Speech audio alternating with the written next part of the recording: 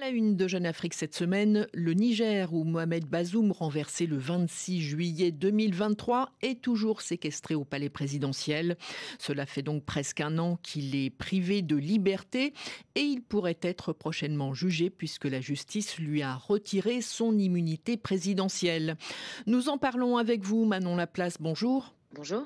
Vous êtes spécialiste de la situation au Sahel et particulièrement au Niger au sein de Jeune Afrique.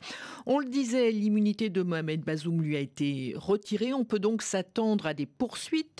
Que lui reproche-t-on exactement ? Oui, tout à fait. Alors, le 14 juin, la Cour d'État, il faut le rappeler, c'est un organe qui a été créé sous la transition militaire, lui a retiré son immunité présidentielle au motif de crimes de trahison et de complots et attentats ayant pour but de porter atteinte à la sûreté de l'État.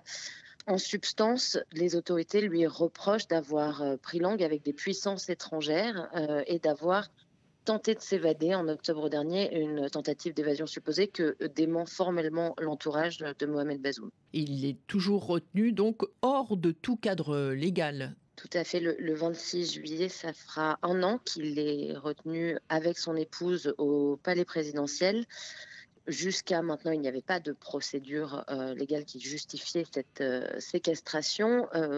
Avec la décision de la Cour d'État de lever son immunité, il pourrait être poursuivi par le tribunal militaire de Niamey. Il faut rappeler que pour l'instant, il n'est pas formellement inculpé.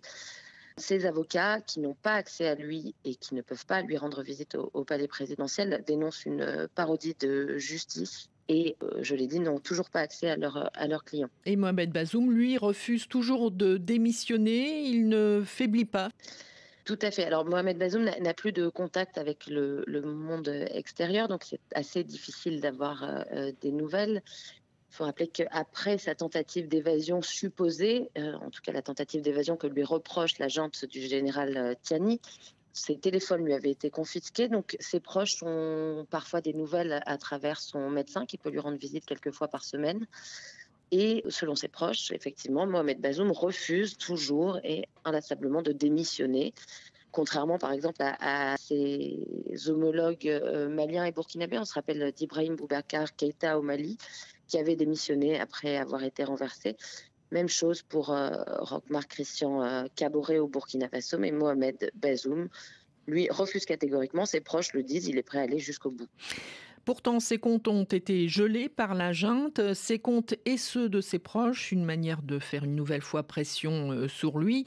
Quelles sont les conséquences précises de cette décision, Manon Laplace ? Effectivement, on a appris récemment que l'ensemble des comptes au Niger de Mohamed Bazoum, mais aussi de sa famille et de dizaines d'anciens collaborateurs comme des ministres, son ancien directeur de cabinet, des membres du PNDS, sa formation politique qui le soutiennent.